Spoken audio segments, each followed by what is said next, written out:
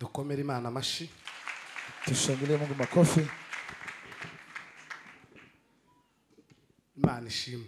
Mungu apewe sifa. Kandi yongera ishimwe. Na apewe sifa tena. Nimara yongera ishimwe. Apewe sifa tena. Nimara ihabwa icubahiro. Apewe sifa. Nimara ishimwe. Apewe sifa. Nimara ihabwa icubahiro. Apewe sifa. Ingoma yayo yogere. Teme irarangiye. Kiini imekwisha. Ruvugwa avuga ibintu bikomeye. Ruvugwa amesema mambo makubwa. Ariko nsigaye kuri yanzoka. Lakini nimebaki kwa hiyo nyoka. Biblia izivuga Paulo kunti inzoka yamwizinze. Biblia inasema Paulo vile nyoka Babaya. Wamekuwa hawa. Naje nzokubwiraho amakuru y'inzoka sinyavuga kuri kamera. Na mimi nitakwambia habari za nyoka. Ariko sinkuko nguko. Lakini si kama hivyo. Imana ishimwe ukubwo kukuguru kwawe. Mungu apewe sifa kwa mguu wako. Ari kuzima kugitambira Imana. Na ni sawa inachezea Mungu. Kabisa. Eka twama tunatamba kwanza. Tambuka hano. Pita hapa. Ruvugwa ni inshuti yanje. Ruvugwa ni rafiki yangu. Sinze kuvuga iby'umuryango ariko ni inshuti. Wacha jamii lakini ni rafiki. Kandi akanyuba hano mu myaka aranduta. Na ananiheshimu kwa miaka ananizidi. Ariko nta munsi sindabona message nyandikira ngo gwireka. Azanyandikira ngo wonke. Ananiandikia anko. Na record ni kwa zambwiye. Na record ni hivyo. Azikubana agira n'ikinyabufura. Anajua kuishi na watu na anakuwa na ungwana. Kwa gatanu niho nabonye ko Ruvugwa azikubana n'abantu. Hii Juma ndo nimeona ya kuwa anajua kuishi na watu. Abantu bamwitavye ari ninjoro. Nimeona watu wamemuitika ikiwa usiku. Imvura yaguye. Mvua ikiwa imenyesha. Biblia izivuga ngo mugwanye uruhande. Biblia inasema kwa ngambo yenyu. Ngo mubane n'abantu bose. Ishi na watu wote. Imana yaguhaye umutima ikomezi wakuri. Umekupa moyo huyo aendelee kupana. Nugere Kitengera. Nami ukifika Kitengela. Uzobaza makuru. Utauliza habari. Naje nzikubana. Nami najua kuishi. Zankora ikintu kuva nta muturanyi wanje wumvugaho nabi. Nafanya kitu mpaka mkazi labda hata sema kibaya. Niyo menya ahubwo ko yoba yavuganye n'umugore wanje nabi. Na hata nikisijua kuwa amezungumza. Zanumva nabangamiwe. Mimi nasikia kuwa nimekwazika. Kubana ni vyiza. Kuishi na wengine vizuri. None kwa hivyo tugiye kuvuga umwanya mutoya twama twinjira mu mwanya wo guhudumisha. Tutasema muda mfupi alafu tuendelee. Ariko ndishimano hari abakozi b'Imana nishimiye. Lakini hapa nimefurahia. Muvandimwe Manzi kuva Kigali. Ndugu Manzi kutoka Kigali. Haguruke tukomere Imana mashi. Ametumpigie Mungu makofi. Amuna tambuka hano. Pita hapa. Evangeliste Napoleon tambuka hano. Napoleon naye apite. Mwene data mvuye kure tambuka hano. Mvuye kure apite. Seruboneka yagiye. Nawe nje nawe tuzadusa n'abanyakigali. Aba bacu iyo turi Kigali tukiwa Kigali tambuka wa agiye mukunga wo mu Rwanda. Aba bacu iyo turi Kigali Manzi ni inshuti yanjye. Kigali Manzi ni rafiki yangu. Yarampamagaye ambwira ko ari kuza hano. Nipigia akaniambia anakuja hapa. Dufite igiterana arambwira ati tuna mkutano. Zahita ngihitiramo. Akasema nitapita kwa mkutano. Umuvandimwe Napoleon yajaje. Napoleon amekuja kwa matanga. Tumubwira ivy'igiterane. Mwambia mambo ya mkutano akasikia. Uyu mvuye kure nawe urabona ujya mu mama wapfu yano. Mvuye kure na yeye mama ambaye amekufa hapo ngambo. Ni mushikiwe. Ni dada yake. Tubahaye mpore. Tunawapa pole. Ariko nawe tubabwiye ivy'igiterane. Lakini nao tukiwaambia mkutano uboneka nawe tuguhaye mpore. Nao tunakupa pole. Sigo mwese abari imbere mwagize ibibazo. Nyote mmekuwa na matatizo. Najeka. Na mimi. Ariko tugiye bintu yakoze. Nisikia kitu amefanya. Nukuri Imana yumve gusenga kwacu. Mungu asikie kuomba kwetu. Igusangisha urugo rwawe ugenda usanga urugo rwawe. Peleke tuta familia yako. Kubwa kino kintu wakoze. Kwa hili jambo umefanya. Imana ishinzira. Mungu akupe njia. Usanga umuryango wawe. Uweze kupata jamii yako. Kubera kuko wakoreye Imana. Kwa sababu umetumikia Mungu. Ucira inzira bikunde. None rero tugiye kuririmba. Kwa hivyo tunaenda kuimba. Nitumara alafu tambukaga nubwo urumukazana na tambuka. Kubera ko amashimwe karaturuka mu rugo rwanyu. Kwa sababu shukrani zinatoka kwa jamii yenu. Kandi kindi ushoboye kuvuga uri wa mbere. Unajua kuongea. Wavuze ngo umugabo wawe ni uhora hano ahubwo we none uraharara.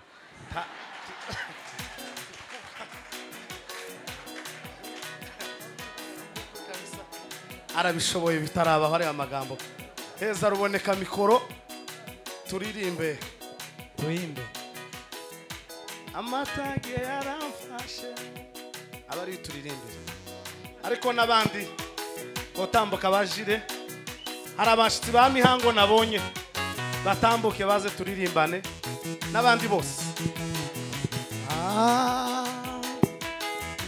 kubw'imigo myinshi mwahize ko mutazacogora nubwo amasho yashira mu biraro izeye isezerano kubw'imigo myinshi mwahize ko mutazacogora. Haleluya. Nubwo amasho yashira mu biraro. Haleluya. Izeye isezerano kubw'imigo myinshi mwahize ko mutazacogora nubwo amasho yashira mu biraro wizere isezerano ubwo banyiri icumbi bavuga ko yaradutaye ariko abafite ikimenyetso wizere isezerano kubw'imigo myinshi mwahize ko mutazacogora nubwo amasho yashira mu biraro wizere isezerano nubwo abanyiri icumbi bavuga ko yaradutaye mana ariko abafite ikimenyetso wizere isezerano kubw'imigo myinshi mwahize mana ko mutazacogora n'amasho yashira mu biraro wizere isezerano nubwo abanyiri icumbi bavuga ko yaradutaye mana we ariko abafite ikimenyetso izere isezerano. Haleluya. Ukangengene ilana ningabele mu mulimbo gwawe tatalulema. Haleluya. Mana we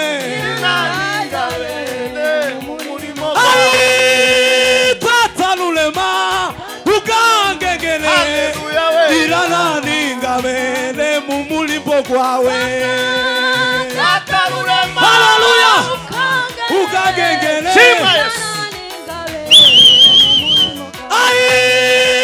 tatalulema ukangengene ilana ningabele mu mulimbo gwawe. Haleluya. Ukangengene ilana ningabele mu mulimbo gwawe. Ilana ningabele mu mulimbo gwawe. Ilana ningabele mu mulimbo gwawe. Ilana ningabele mu mulimbo gwawe. Zamura.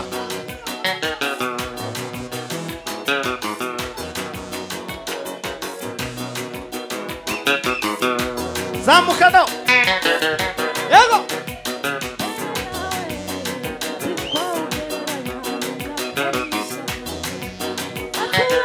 Pagano.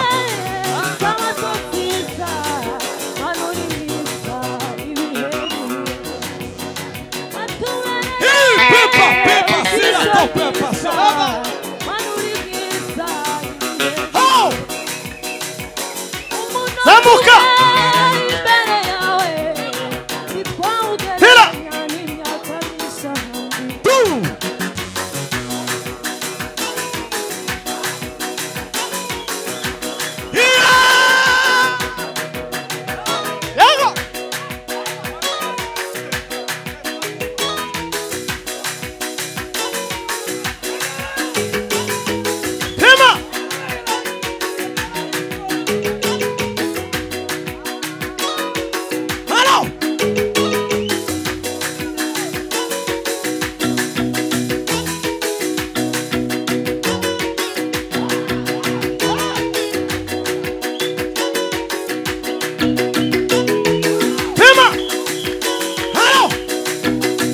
zamuka bugi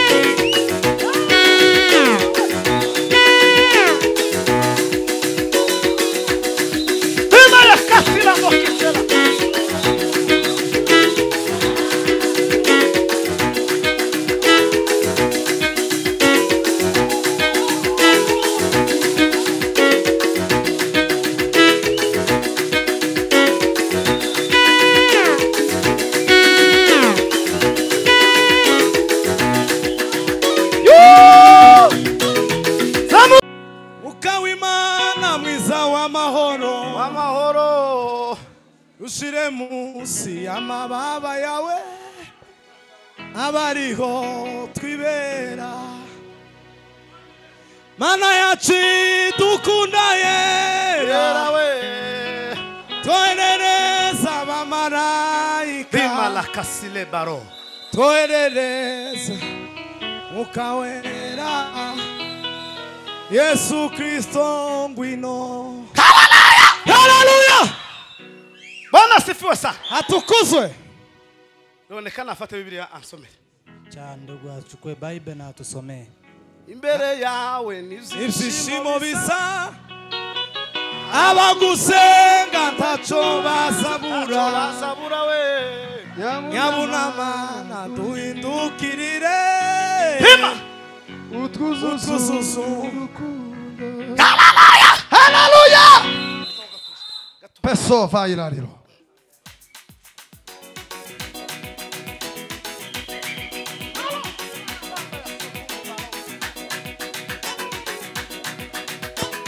hima ya katimwa la Mungu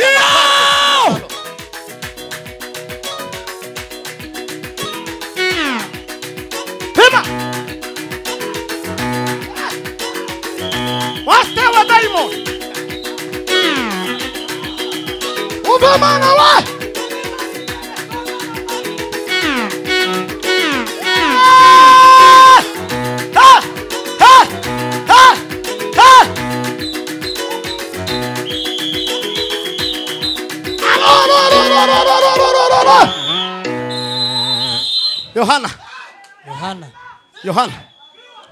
Yohana mtakatifu. Yohana. Hashimwe Imana yaduhaye amateraniro. Kweli Mungu aliyetupa ibada. Kaduheza igihugu gitanga amateraniro. Na akatupa nchi ambayo kaduheza umutekano wose wa amateraniro. Na usalama wote wa ibada. Mungu apewe sifa. Na gatanu muri overnight. Usiku hapo twaguwe neza. hii Jumaa tumebarikiwa. Iriya overnight. Hii overnight. Naigeretseho nk'izindi nka 2 naringira muri nje. Nimeweza kuongezea zingine 2 nilikuwa ndani yangu. Overnight ya na 5 yagenze neza. Imekuwa sawa. Ibice 3. Sura ya 3. Yohana. Turasoma ahantu habiri kandi hose ni muri Yohana. Ibice 3. Umwanya mutoya gusa nimana namanika. Sura ya 3 Yohana. Tuze gusengera ibizotunga undi mukutano utaha. Niyo randevu habonetse. Ibice 3 umurongo wa 6. 3:6. Evangeliste nadusomere. Tusome. Bibiliya yavuze ngo ikizarwa n'umubiri aho naco n'umubiri. Ikizarwa nukuvuga ngo ihene zibyara ihene. Mbuzi uzaa mbuzi. Mtu uzaa mtu. Umubiri muri makuzu uzaa umubiri. Mwili unazaa mwili. Si hivyo? Ikizarwa n'umubiri n'umubiri. Kinachozaliwa na mwili ni mwili. Ikintu cyose kiza kibyara ico kiricho. Chochote kinazaa kile kilicho. Ikizarwa n'umubiri n'umubiri. Kinachozaliwa kwa mwili ni mwili. Aho. Ikizarwa n'umwuka naco n'umwuka. Ikizarwa naco na mwuka tushobora gutera igiti cy'avoka ngo uzosarure ikinyomoro cyangwa amapera. Uwezi kupanda avocado alafu uweze kuvuna ndimu ama vitu zingine. Nibisanga bikundi uteye avoka uzusarura avoka. Ukiweza kupanda avocado utaweza kuvuna avocado. Wahinga inyanya ugasarura inyanya. Na ukiweza kulima nyanya pia. Ibishimbo uzusarura ibishimbo. Ukiweza kupanda maharagwe ni hivyo hivyo. 7 no kuri 7 Yohana. 7 Yohana.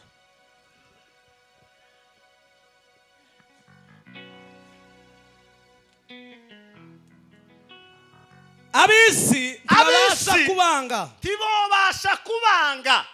Ariko jewe woni Yesu Kristo ariko jewe baranyanga kuko nzampamya ivyabo yuko imirimo yabo ari mibi. Tumva ko batamwanze kubera kuko wenda yabasabye kumusura bakanga. Hawakumchukia kwa sababu ameomba kumtembelea wakakataa. Bamwanze gusa ngo kuko azahamya ko imirimo yabo. Wamechukia kwa sababu amesema kazi zao ari mibi. Ni mbovu. Asubiremo nitumara omocha. Abisi tibabasha kubanga. Umva nkubwire mwene data. Waacha nikwambie ndugu. Utegereje urukundo kubisi. Kama unahitaji upendo kwa watu wa ulimwengu. Utegereje kwa abisi bazogukomera amashi. Kama unahitaji wa ulimwengu watakupigia makofi. Utegereje kwa abisi bazogushimira. Kama ngoje kuru. Tibizoku. Haiwezekani. Zamuka. Ariko jewe yari kwabwira bene se Yohana na Yakobo. Baranyanga kuko nzampamya ivyabo yuko imirimo yabo ari mibi. Barikiwa sana. Mwanya muto gusa rino jambo narimbabwiye. Babwire ngo isi kiradushaka impamvu. Dunia inatafuta sababu kwetu. Isi kiradushaka impamvu. Dunia inatafuta sababu kwetu.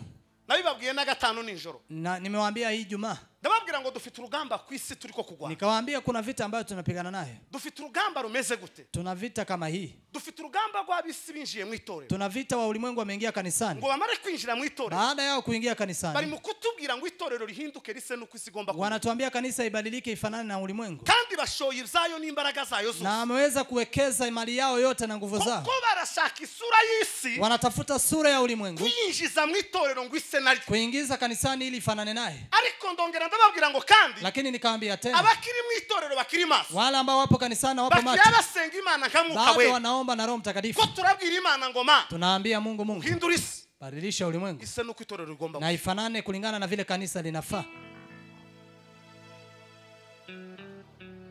Satani ikabiri mu kudushaka impamvu zimwe na zimwe. Ibilisi anatafuta sababu moja kwa moja. Ziri mu kugenda zinjira hagati muri twebwe. Baadhi zinaenda zikiingia katikati yetu. Kubera isi turimo ya nyuma. Kwa sababu ya ulimwengu huu tuliomo. Ibi turimo bikomeye kandi bikaka. Nyakati tunazozipitia na zilizo ngumu. Twarangiza ibi tugasekaho kubaba. Tukiona mabaya tunacheka kuliko kuhuzunika.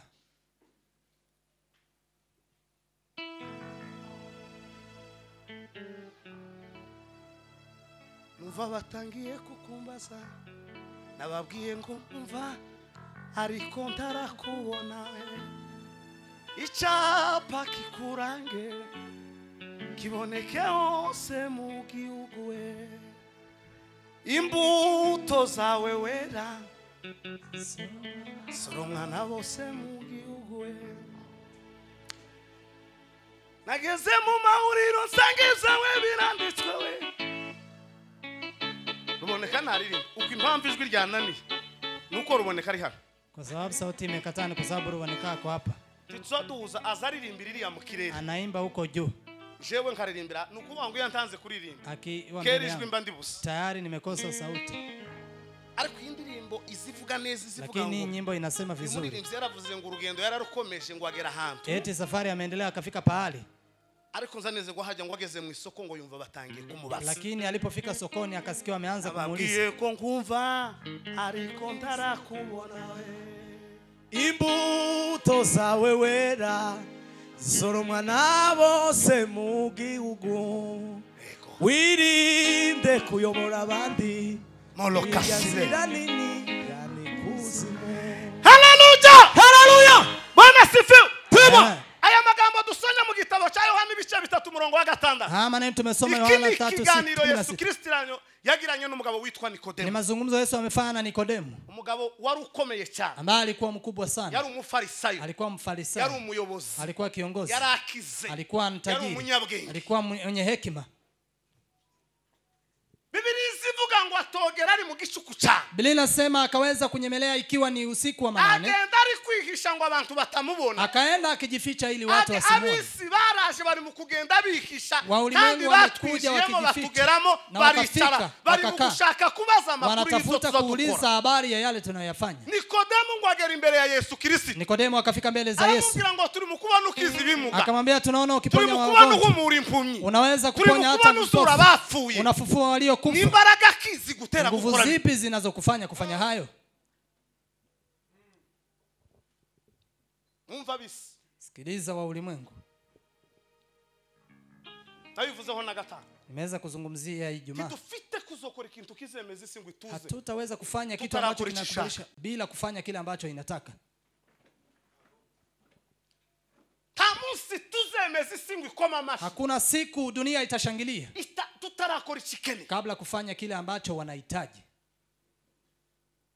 Yesu amubwira amagambo menshi amubwira amagambo menshi ariko ntarinze kuyashamo cyane asubiza rino jambo nakunze cyane aramubwira ngo Nikodemo we akasema yeye Nikodemo umva kubwira ukuntu bimeze sikiliza nikwambie vile ilivyo ikizagwa n'umubiri n'umubiri kinachozaliwa na mwili ni mwili ikizagwa n'umwuka nacho n'umwuka kinachozaliwa na roho pia ni roho vitambara dufite bashumba sikiliza vita nuguheza abantu iby'umwuka bambaye umubiri ni kuwapa watu mambo ya kiroho wakivaa mwili tidufite guhuza habe n'umunsi numwe hatutaweza kuambatana hata siku moja nikuombera ngo aranyigisha gishinwa ubunini ni kama kuniambia nifunze kichaina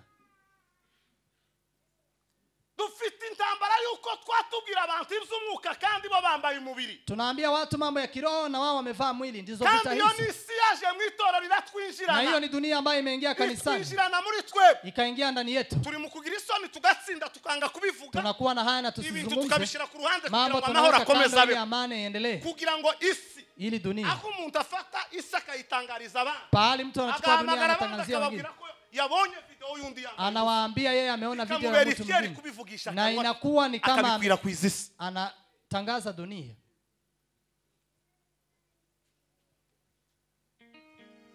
bikamubera itsinza akabivuga afite ifyeri na ikawa ni ushindi anasema akabivuga afite ifyeri bikamubera itsinzi inakaa ni kama ushindi yo kwamamaza undi wabonye ikibi ya kutangaza mwingine amepata mabaya kandi yamara kabiriramo alafu na kulia hapo uzirinde kurya ikintu utakuye mu mugisha wewe usikule kitu ambacho hujatoa kwenye baraka zanga bikunda kizakugaruka penda usipende itakurudia Imana ntinegurizwa izuba Mungu hazihaki icyo umuntu abiba kile mtu anapanda nichaza sawa ndicho atakachokivuna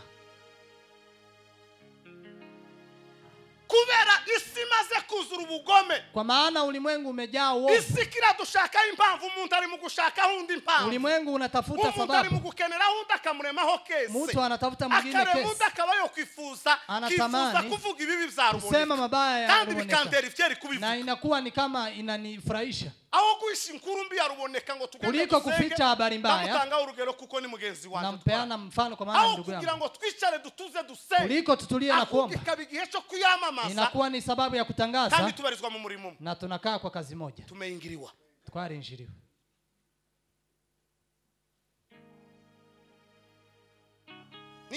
ninde mugabo wokwishimira kubona ubusa bw'umugore wiwe hanze bwagi? Nani ambaye anaweza kufurahia kuona mkewe akiwa uchi mbele za watu? Ninde mugore wokwishimira kubona ubusa bw'umugabo wiwe bwagi hanze? Nani anaweza kufurahia akiona mumewe pia akiwa amevaa? Ninde mugabo wokwishimira kubona ubusa bw'umwana we bwagi hanze? Nani mume ambaye anaweza kufurahia kuona uchi wa mtoto wake ikiwa nje? Ariko kuri mu gukoma induru ubonye by'abana. Lakini mbona unapiga nduru ukiwa umeona ya wengine?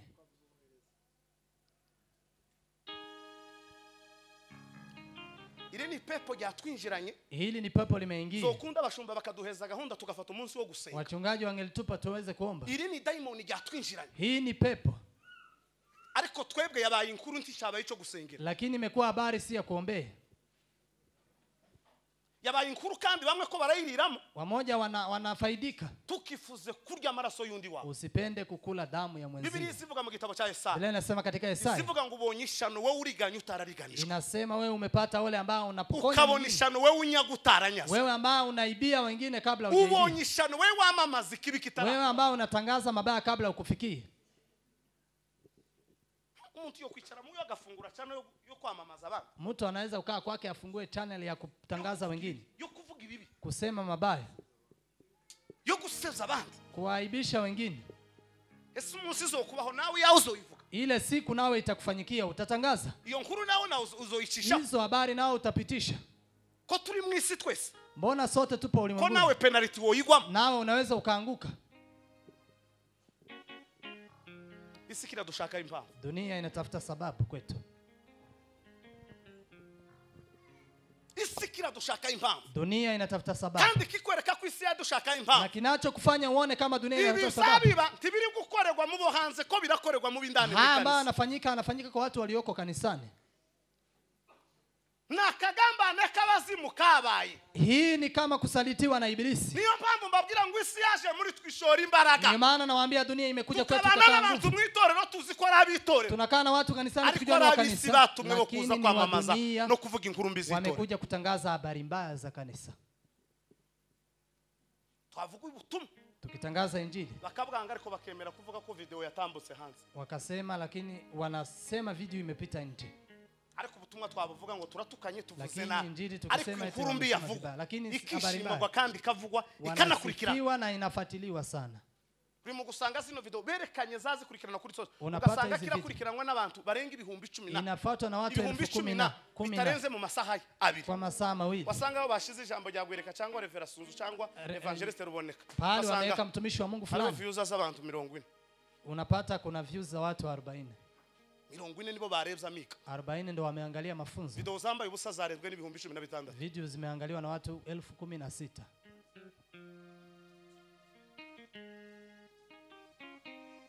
Kwa anaangalia habari. Abwira bene sara babwira ngo mwebwe ni mugende. Akawaambia ndugu enendeni. Kandi mukuja hari yantacho babatwa. Na kwenda hapo hakuna kile watawazuru. Ariko jewe nogera hari yabisi barananga. Lakini mimi nikifika hapo wa ulimwengu wananichukia. Abisi barananga. Wananichukia wa ulimwengu. Kandi ntakindi bazabansiza. Na kuna kingine wananiadhibu. Uko zampamya ku imirimo ya. Maana na hakikisha mkazi zake. Nazishuhudia kandi nkubwiye. Na nikwambie. Simfite kuba inshuti nawe. Sitakuwa rafiki nawe. Ndizo nzamvuga cyangwa ugendere mu byo kunda. Ile siku ambayo hujafanya yale napenda. Kitukoye kandi kiturembeshe. Hicho ndio kinatusumbua.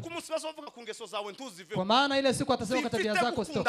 Sitapendana nawe. Kandi kindi kitugoye kiturembe. Kingine ambacho kinatusumbua. Tulimukubwiriza dushaka amavuta y'igikundi. Tunahubiri tukitafuta kupenda imitima y'abantu. Si kubadilisha moyo ya watu.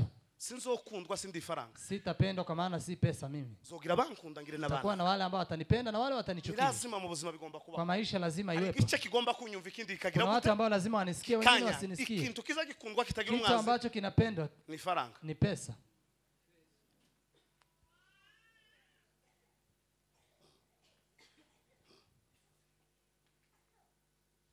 Amatelefone aruzuye.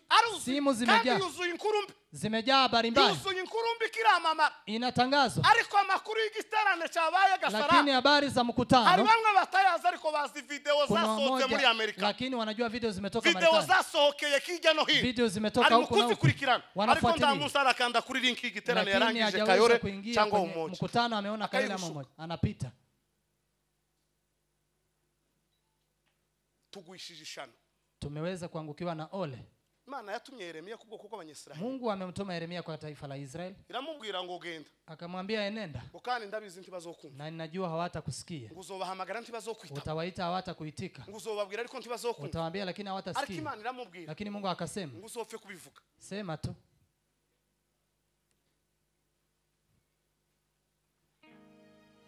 Iramubwira ngo uzopfe kubivuga. Ikasema wewe sema tu. Abuzogirwa amahigo kababona. Wala ambao utabahatika na kuona. Uzopfe kubivuga. Kaseme. Twambabwire. Cha niwaambie. Umuntu wese w'umukristo. Yeyote ambaye ni Mkristo. Dufite ishaka na kababaro. Tuna huzuni sana.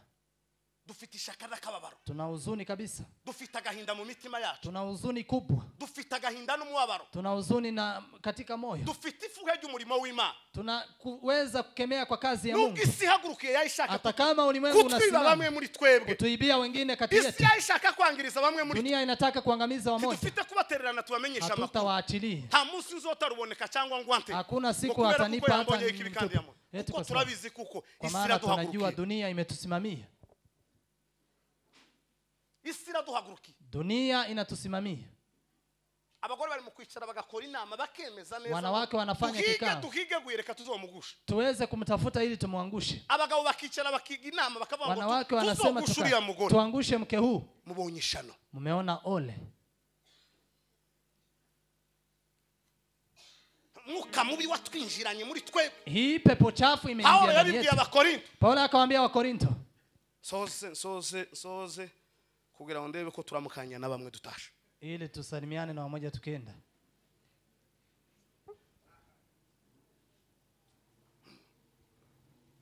Arababwira ngo inkuru yaramamaye humvikanye ubusambanyi muri mwebwe. Akasema habari imeonekana kumesikika usherati ndani yenu. Usherati ubusambanyi ngo butarakora n'abapaga. Kumekuja usherati ambao haijafanywa na wapagani. Ubusambanyi butarakora n'abapaga. Usherati ambao haijafanywa na wapagani. Aravuga ngo umwana gusambanya mukasa. Akasema mtoto kumweza kulala na mamaye. Sivyo bihe tugezemo. Sizo ndo wakati. Umukobwa uzobona video ya se na nyina iri hanze. Imagine mtoto ambaye ataona baba yake akiwa uchi. Aririndi shano rirutiyo. Kuna ole ingine isipokuwa hiyo. Nibutinyuka gufata video y'umwana w'umukobwa uri urara akora ubukwe. Kama wewe uogopi. Unatumia baba mkwe. Unatumia huko na kuri hamwe anazubaka. Unaona huyo ataweza kujenga kweli? Ukavuga iyo nkuru. Na unasema hiyo habari, unatangaza, na inakupa nguvu. Kandi usiku nyuma yao ufite bashiki bawe. Na unajua nyuma yako una dada zako, utawabeba. Nibura umugore uhaguruka kuvuga umukobwa w'abandi. Kama unasimama kusema n'abandi ukamubwira abandi ko unamwambia wengine yakuwa ni baba. Ukababwira kuko ndacho bashatse. Unawaambia hakuna kile wameoa. Ukurikije abakobwa batatu bakurikirana. Na umeweza kuzaa watoto watatu. Utawaoa.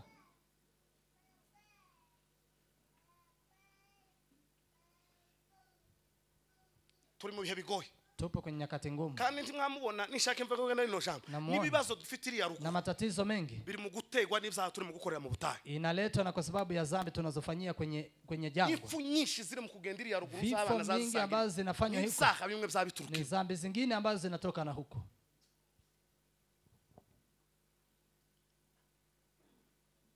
Arabibabwiye na gatanu. Nimewaambia hii Jumaa. Nababwiye ngo ishimwe rikuru. Shukrani kubwa. Umuntu uzushima Imana no mukiranutse. Mtu ambaye anashukuru Mungu ni mtakatifu.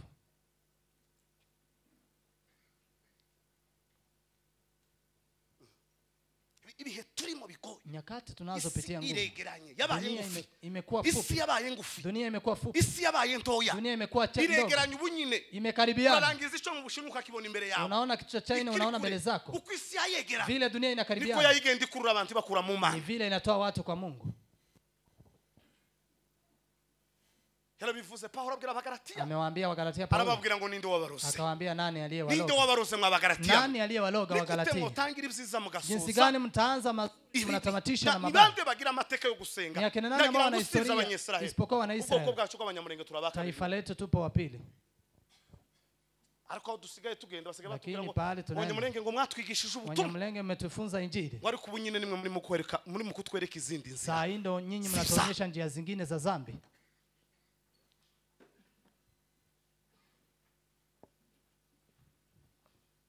Imana y'impuwe n'urukundo itabara itorero. Mungu wa rehema aweze kusaidia kanisa.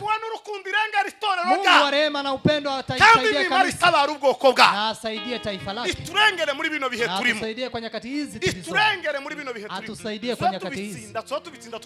Tunakataa kusema. Hii Jumaa na Jumamosi kumepita video za watu 9 waliovaa uchi. Ulikuwa unafikiria zilikuwa zimewekwa mahali. Ni kama dhahabu alikuwa ameweka.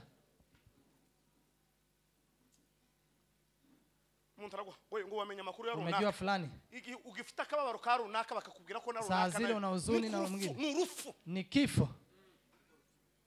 Biblia ariko naratangaye mu gitabo cy'imigani Biblia ivuga ngo yabonye ikintu Biblia imesema kuna kitu ambacho ni kichungu kuliko kifo. Ngo umugore uzugusha umugabo mu mutego. Ni mke ambaye anaangusha mume kwenye mtego.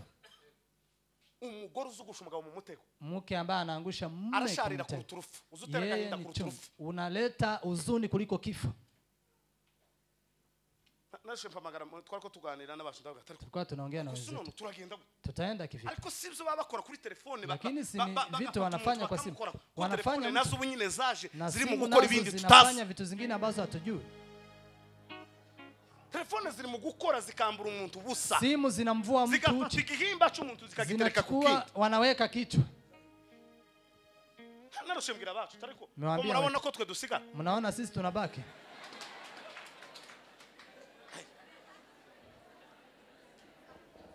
Kuragira ngo ukwanga se ntiyo bikora. Anaye kuchukia si anaweza fanya. Ukwanga ntiyo kora ivyo ngivyo. Si anaweza fanya hayo.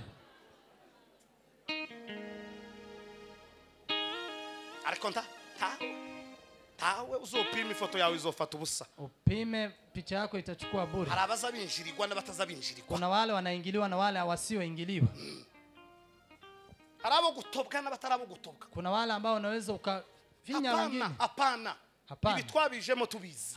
Tumekuja tukijua. Titurabaga bo kuja kuyandavuza mu za Yesu. Si wanaume wa kwenda kujichafua kwa Mungu. Lakini shetani ashaka kutwiba bamwe muri twebwe. Anataka kuibia wamoja. Muhaguruke dusenge. Tusimame tuombe.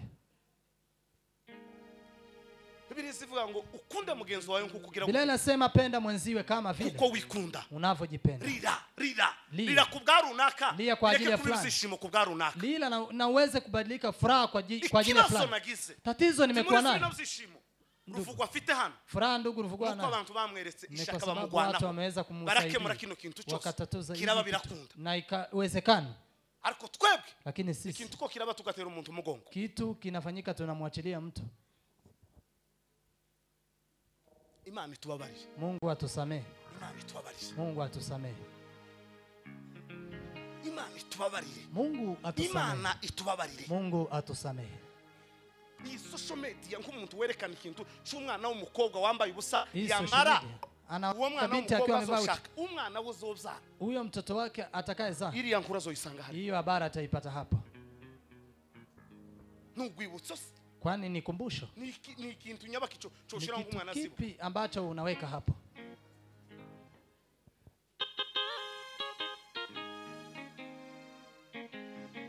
Mumbabari. Munisamee. Nataye umurongo wateme twari turi. Nimeweza kuenda kinyume na ariko iconezeza nuko nubundi twoshima. Tukishukuru. Ariko hagati muri twe nta bibazo biri. Lakini katikati yetu kusipokuwa na matatizo. Nta bibazo birimo. Bila matatizo. Nta bibazo birimo. Bila matatizo. Tureke kwamamaza inkuru mbi. Tuache kutangaza habari mbaya. Tuichahire kure. Tuweze kuikemea mbali. Tuyamirize kuri. Tuikemee ikiwa mbali. Nitumara waguye mu kibazo. Alafu alianguka kwenye shida. Nuko abantu mitima imaze kumagana. Ni vile watu mioyo imeanguka. Hegera abantu usaba imbabazi. Omba msamaha. Imana izibabarira. Mungu usamee. Hegera abantu usaba imbabazi. Omba msamaha. Imana ni nyembabazi. Mungu ni mwenye msamaha. Daudi barabikoze. Akina Daudi wamefanya. Ariko ni bimana yageze ivuga ngo dore umutima wawe. Lakini wao ndio Mungu alikuwa anasema wao. Hakuna kingine usibye kwikubita imbere y'Imana. Isipokuwa kuanguka mbele za Mungu. Na kuomba Mungu msamaha. Yamara abandi bari kumwe nao. Wengine wakiwa ingabo bagasenga mkono na tunaenda pamoja. Hego niko bimeze. Ikibazo niba kinshitseho rubona. Tatizo likifika. Munisaidie. Ababiri bararutumwe. Wawili ni zaidi ya mmoja. Ikintu cyose. Kitu chote. Wacishize mu bisa bikunda. Ukijiweka inapenda. Bisa bikunda ugahagarara. Unasimama. Amakenga subwoba. Amakenga subwoba. Amakenga subwoba.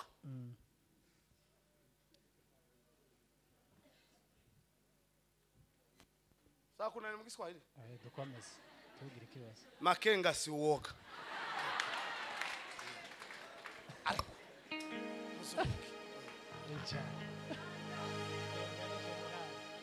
Mwana wanje nubona ubuzima bugenda neza. Indura isengesho ugerekeze mu mihana y'abandagaye. Umutima wakira bababaye, amatwi yumva bihebye. Mwana wanjye uzawicarana nabo oje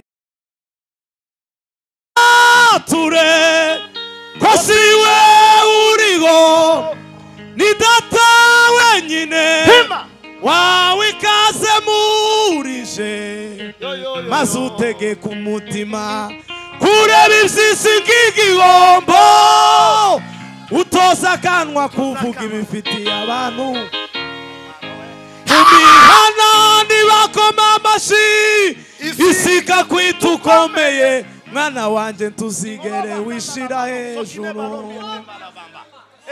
mu mihana ntibakoma amashyi isika kwita ukomeye mwana wanjye ntuzigere wishira hejuru tuzamurira Imana ishibaye haleluya isika kwita ukomeye mwana wanjye ntuzigere wishira umutima wakira babayoye amatwi yumva bihebye mwana wanjye uzawicarana n'aboroheje tuzamurira Imana ishibaye haleluya Bwana sifiwe hatukuze reka kwishimira iby'abandi wacha kufurahia mabaya wengine utoza kanwa kawe fundisha kinywa chako kusema yaliyo dhamani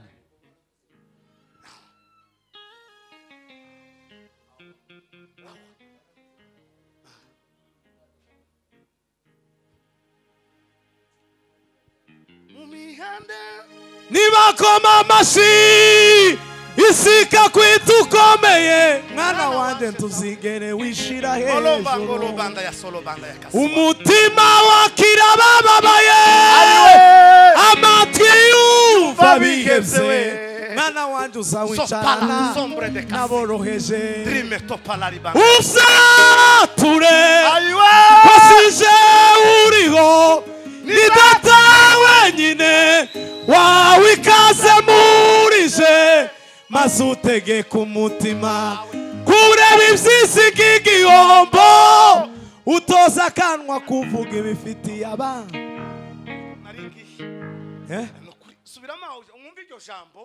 sikiliza neno hili umutima wakira bababaye amatwi nayo yumva bihebye mwana wanjye uzawicarana n'aboroheje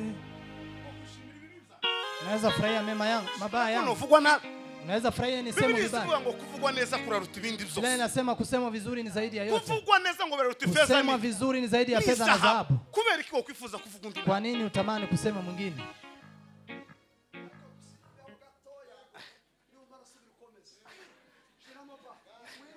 zamuka buke ndarangije umutima wakira baba pema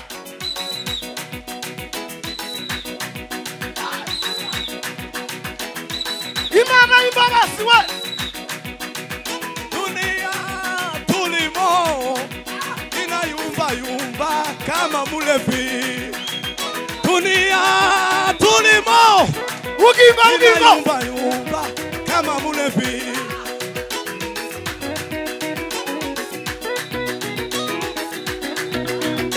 Alo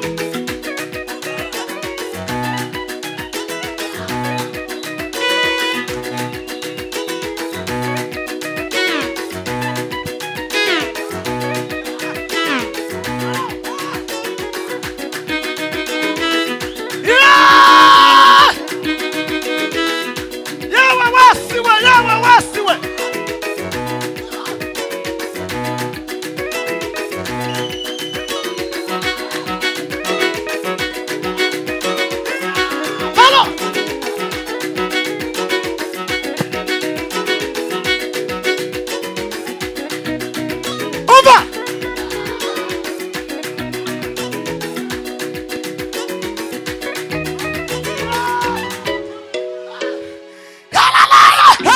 Haleluya. Dasosha. Pema. Natamatisha. Mwana wanje za wisharana nabo. Naboroheje kabisa. Bwana sifiwe. Atukuzwe. Kasosa. Deke kwicaga ho ndaziringira. Atukuzwe sana. Amen. Bwira mugenzi wawe ngo wishimire ibyiza za mugenzi wawe. Ambia ndugu yako furahia mema ya ndugu yako. Numara. Alafu ubabazwe n'ibibi za mugenzi wawe. Uzunishwe na mabaya ya nduguye. Wishimire ibyiza ubabazwe n'ibibi. Furahishwa na mema yake uweze kuhuzunishwa na mabaya. Kandi bigutera gahinda n'umwaba. Na iweze kukumaliza huzuni. Wihere. Na uweze kuhuzunika. Uri. Uvuge ngoma. Useme Mungu. Uko ni gute? Kivipi?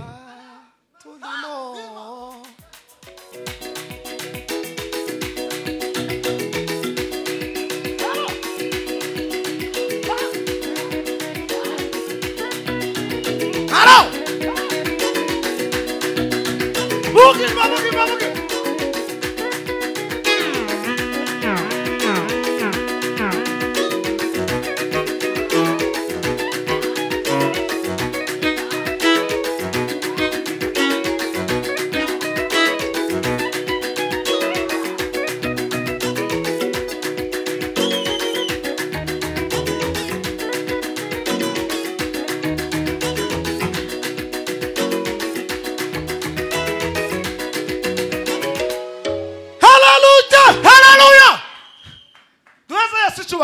Tumpe Bwana utukufu.